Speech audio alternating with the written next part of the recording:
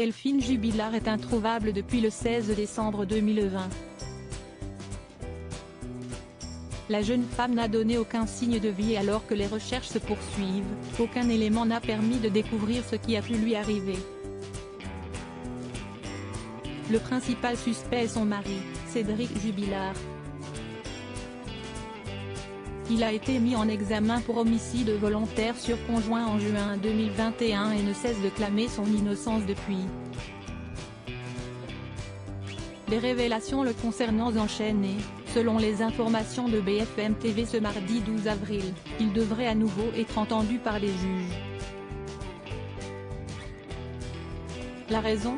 Des confidences à son ex-codétenu qui ne sont pas passées inaperçues.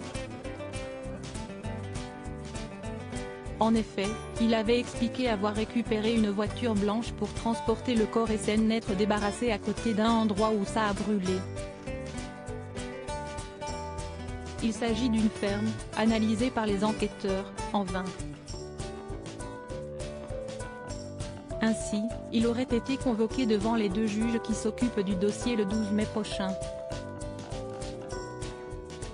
Cette convocation aura soit pour objet un nouvel interrogatoire par les juges, soit une confrontation, par exemple avec son ex-codétenu, indique le journal. Il s'agit d'un nouveau rebondissement dans l'affaire de la disparition de Delphine Jubilard, mais permettra-t-il de découvrir ce qui est arrivé à la jeune femme ? Selon Maître Mourad Batik, qui représente l'oncle, la tante, deux cousines et un cousin de l'infirmière de 33 ans, Cédric Jubilard ferait tout pour orienter l'enquête dans le sens qui l'arrange, avait-il expliqué dans les colonnes de la Dépêche. Toutefois, il avait assuré que l'enquête avançait se structure au fur et à mesure et avait même mentionné un scénario précis de ce qu'il s'est passé la nuit de la disparition de Delphine.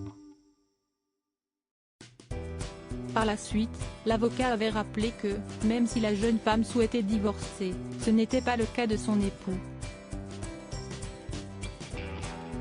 Cédric Jubilard décrit Delphine comme son oxygène, un élément dont on ne peut se priver pour vivre et on a l'impression que lorsqu'il a senti que Delphine lui échappait, il n'a pas pu envisager une vie sans elle.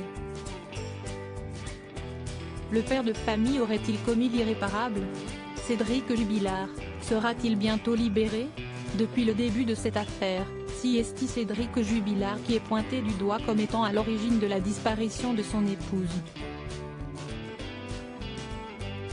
Il ne cesse de clamer son innocence et peut compter sur ses trois avocats pour tenter de lever sa détention. Plusieurs demandes de remise en liberté ont été faites mais toutes ont été rejetées jusqu'à présent.